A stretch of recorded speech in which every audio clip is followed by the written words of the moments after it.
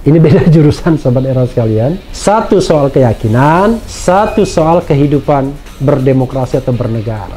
Jadi kalau sudah soal keyakinan kan sifatnya sudah absolut. Tapi kalau soal demokrasi, soal beropini adalah soal yang relatif.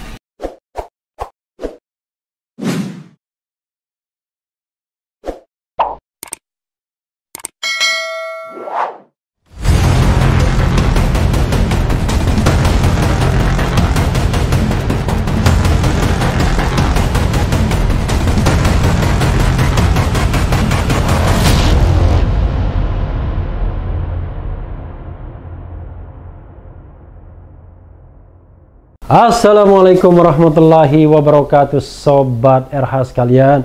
Jumpa lagi kita di channel yang keren ini, Keren Cadas.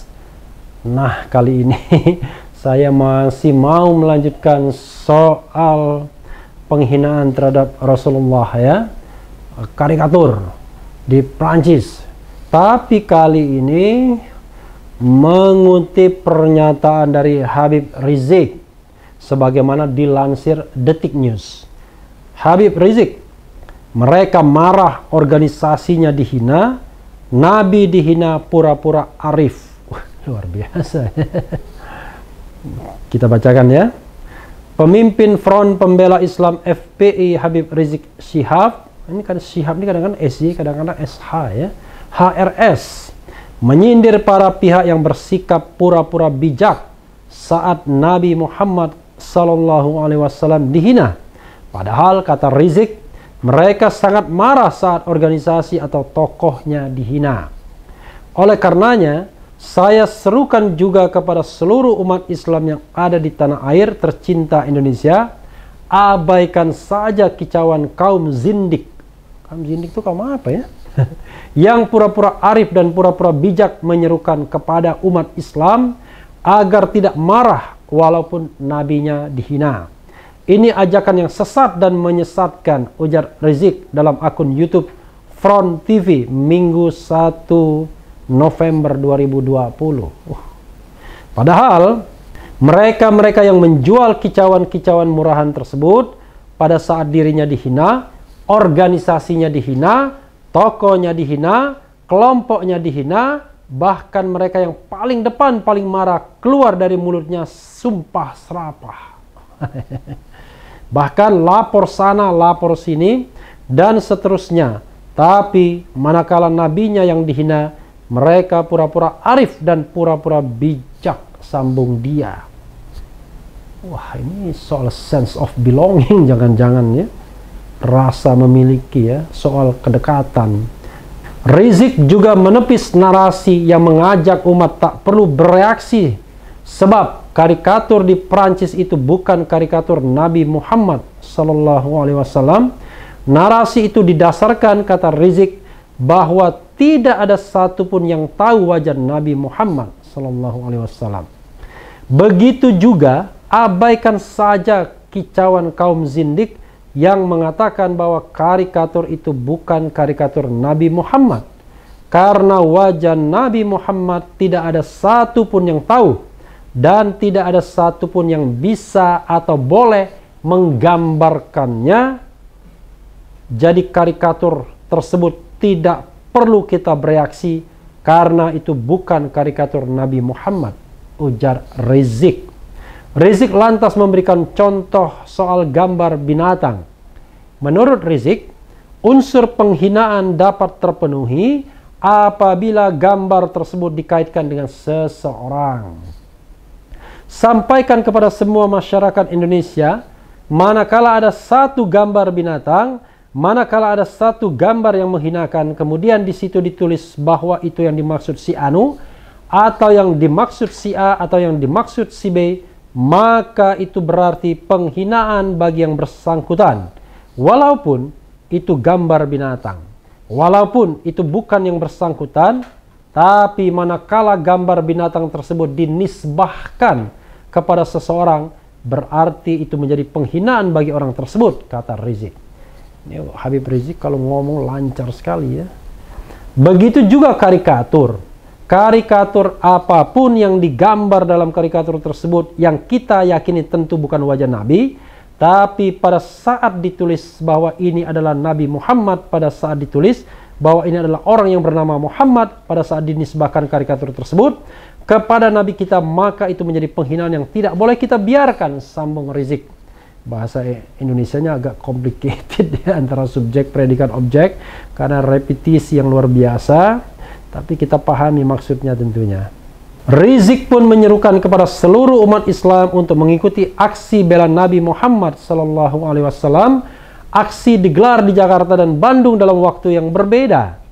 Saya serukan semuanya untuk aksi 211, 2 November di Jakarta, dan aksi 4114 November di kota Bandung untuk membela Nabi Muhammad SAW yang telah dihinakan, dilecehkan oleh Presiden Prancis, yang dihinakan, dilecehkan oleh sebagian masyarakat Prancis, oleh media-media Prancis, kata Rizik. Demonya sudah ya, itu tanggal 2 dan tanggal 4 yang belum. 411 ini ikonik karena demo 411 itu terkenal ya, sebelum 212 ya. Karena pada tahun 2016 kalau tidak salah ada 2 kali demonstrasi, yaitu 411 dan 212. Rizik menegaskan jangan pernah diam jika Nabi Muhammad SAW dihina. Dia mengajak seluruh umat Islam untuk menunjukkan kecintaan dan pembelaan kepada Nabi Muhammad SAW. Jangan pernah berikan ruang sekecil apapun kepada siapapun yang ingin merendahkan, melecehkan Nabi kita Sayyidina Muhammad SAW, ujar Rizik. Ya, sobat RH sekalian, saya tidak ingin membahas itu dari perspektif teologinya, karena memang bukan kapasitas saya, tapi saya ingin bicara dari soal yang terkait dengan hal yang berkembang akhir-akhir ini. Memang kritik Rizik itu ada benarnya juga, tapi saya tidak ingin mengatakan dalam konteks Nabi Muhammad, tapi dalam konteks kebebasan berpendapat, baik secara lisan maupun tulisan. Jadi kalau kita kaitkan misalnya ya soal penghinaan, pencemaran nama baik ya, defamation law, itu soal-soal yang sangat klasik di Indonesia ini. Jadi orang merasa terhina, merasa tercemar dan lain sebagainya bisa sangat subjektif. Makanya kemudian pasal tentang penghinaan kepala negara, misalnya Hatsai Artikelen, yang di zaman Belanda memenjarakan Bung Karno, yang di zaman Orde Lama memenjarakan tokoh-tokoh yang kritis pada Bung Karno, yang di zaman era Orde Baru memenjarakan tokoh-tokoh yang kritis kepada Soeharto, itu dihapuskan. Termasuk juga undang-undang subversif, yang dengan gampangnya menciduk seseorang karena dianggap sudah melakukan tindak subversif. Kalau subversif lain lagi, berbeda dengan penghinaan atau pencemaran nama baik. Kalau subversif, kejahatan terhadap negara. Nah, undang-undang itu juga dihilangkan karena juga pasalnya karet sekali. Jadi kalau kita mengambil sebuah standar, ini standar yang ingin saya dorong sobat era sekalian, dikaitkan dengan konteks demokrasi Pancasila yang ya berkemanusiaan yang adil dan beradab, memelihara persatuan Indonesia yang juga berketuhanan. Kita harus pahami pertama by konsep ya, penghinaan itu, pencemaran nama baik itu harusnya hanya pada orang, bukan kepada lembaga. Kenapa begitu? Karena lembaga itu adalah makhluk yang tak bernyawa. Tidak mungkin lembaga merasa terhina. Tidak mungkin lembaga merasa tersinggung. Yang merasa terhina, yang merasa tersinggung, pastilah orang, dan orang tersebut bisa jadi kemudian ada dalam lembaga. Tapi kita harus bisa membedakan antara lembaga dan orang. Jadi kalau kita misalnya mengkritik penguasa, tidak berarti kita mengkritik negara. Atau kalau kita misalnya mengkritik sebuah organisasi, sebuah lembaga, tidak berarti kita mengkritik orang per orang. Jadi kita harus bedakan betul mana lembaga yang tidak punya nyawa, yang tidak punya kepribadian, dengan orang yang punya kepribadian.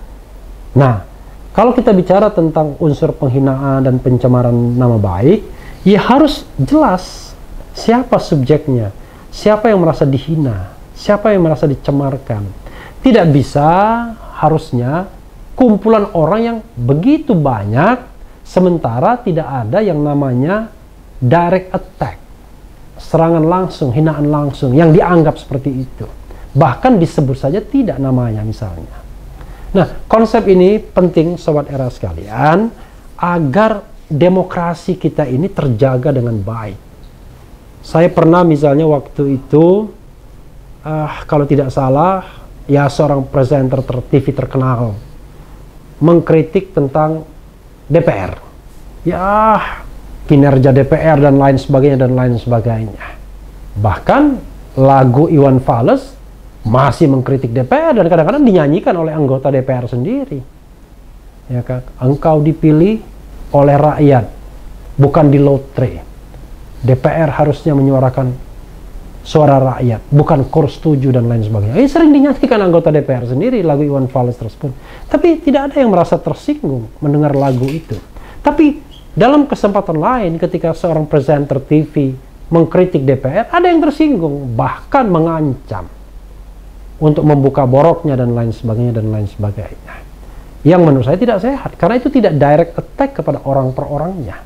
Karena Dewan Perwakilan Rakyat itu adalah sebuah institusi yang tak bernyawa, sebuah institusi yang tidak punya kepribadiannya. Jadi dia tidak mungkin bisa tersinggung. Yang tersinggung itu tentu pengurus-pengurusnya, atau anggota-anggotanya, atau ketua-ketuanya. Tapi tadi yang saya katakan, kita bicara DPR secara umum, atau kita bicara DPR secara spesifik menunjuk orang per orang. Dan tidak ada yang bisa mengklaim dari misalnya 575 anggota DPR, 575 kalau tidak salah ya, itu tidak bisa mereka mengklaim bahwa mereka mewakili DPR. Nggak bisa begitu. Karena kalau misalnya kita katakan satu DPR, ya harus keputusan paripurna, dan tidak mungkin kan rasanya kecuali direct attack. Nah, hal yang sama berlaku juga kepada presiden atau pemerintah. Kalau kita mengkritik presiden, maka presiden itu ada dual capacities, dua kapasitas, sebagai pribadi dan sebagai lembaga. Sebagai lembaga, presiden tidak bisa tersinggung, tidak boleh tersinggung, karena dia bukan makhluk hidup yang punya nyawa dan kepribadian. Dia adalah institusi. Nah, kalau itu presiden itu dilekatkan dengan jabatan tertentu yang sedang diemban oleh orang tertentu, maka kita harus hitung-hitung. Apakah itu kritik, apakah penghinaan? Kenapa? Saya katakan, Sobat Era sekalian, semakin kita hidup di ranah publik, maka semakin ruang privat kita, pernah saya sampaikan, mengecil. Sehingga kita tidak boleh memiliki ketersinggungan yang begitu cepat terhadap kritik misalnya. Dan dengan cepat mengatakan bahwa kritik itu adalah hinaan dan lain sebagainya. Karena orang-orang yang barangkali menerima kritik tersebut, termasuk saya misalnya, sesungguhnya menerima manfaat dari kehadirannya di publik. Kita menjadi man of public, person of public, atau public person. Untuk tidak mengatakan public figure, karena itu mengingatkan saya kepada artis. Jadi, demokrasi kita akan terpelihara dengan baik kalau kita tidak baperan, tidak mudah tersinggung, tidak mudah terhina. Yang penting adalah ada equal treatment. Pengertian equal treatment itu begini, kalau dalam prinsip jurnalistik, kalau kita merasa bahwa sebuah pernyataan itu tidak benar, maka kita bisa meminta ruang yang sama kepada media tersebut untuk dimuat juga bahwa pernyataan tidak benar. Dan saya kira kalau sebuah statement dibantah dan bantahannya valid dengan fakta dan data, maka sesungguhnya kan sudah merupakan delegitimasi terhadap mereka yang menyampaikan fakta dan data awal. Jadi disitulah demokrasi kita bisa kita jaga secara baik. Tapi ini dimensi yang ingin saya singgung dalam kaitannya dengan pernyataan Habib Rizik tadi. Tapi kalau kita terkaitkan dengan Rasulullah Sallallahu Alaihi Wasallam, ya ini soal lain lagi. Ini sudah soal teologi. Kalau sudah soal teologi adalah soal hidup dan mati, soal dunia dan akhirat, beda lagi perspektifnya. Jadi kalau kita kaitkan dengan konstitusi, ya kita kaitkan dengan penghormatan terhadap pemeluk agama, freedom of religion, termasuk juga kebebasan untuk menjalankan agama dan kepercayaannya. Kalau di kita sebagai muslim, kita percaya bahwa kita punya semacam common standar bahwa tidak boleh menggambarkan sosok Rasulullah, mau itu direka-reka pakai sketsa ataupun sekedar karikatur atau gambar-gambar lainnya, tidak boleh. Jadi kenapa tidak boleh digambarkan, tidak boleh dikarikaturkan? Ya sudah, terima saja, karena itu adalah keyakinan. Itu adalah sikap, itu adalah opini dari seluruh umat Islam di dunia. Jadi, buat apa kita melawan arus atau gelombang yang memang sudah begitu adanya? Nah, tapi Sobat RH sekalian, untuk yang terkait tadi pernyataan Habib Rizik, kalau kita kaitkan dengan ya hal-hal yang misalnya perasaan terhina sebagai lembaga, sebagai orang dan lain sebagainya, ya harusnya kita harus lihat ruang demokrasi dan kebebasan berpendapatnya. Jadi beda, ini beda jurusan Sobat RH sekalian, ya. Satu soal keyakinan, satu soal kehidupan berdemokrasi atau bernegara. Jadi kalau sudah soal keyakinan kan sifatnya sudah absolut. Tapi kalau soal demokrasi, soal beropini adalah soal yang relatif. Nah, untuk hal-hal yang relatif ini, ya kita sebagai bangsa harus sama-sama menjaga demokrasi konstitusional kita. Ya, Sobat RH sekalian, itu saja. Saya tidak ingin berpanjang-panjang soal teologinya karena bukan wilayah kompetensi saya. Tapi yang paling penting adalah bagaimana kita menjaga demokrasi konstitusional kita dalam soal kebebasan berpendapat untuk hal-hal yang sifatnya kehidupan bernegara ini, terutama di Indonesia. Yang penting tetap di channel ini, karena di channel ini Anda akan dirayu, ditipu, dibaperin, dicecar, diuber pula di jalur khusus. Karena channel ini adalah channel yang mengancam, memeras, dan membunuh. Jangan lupa subscribe, like, comment, and share. Yeah.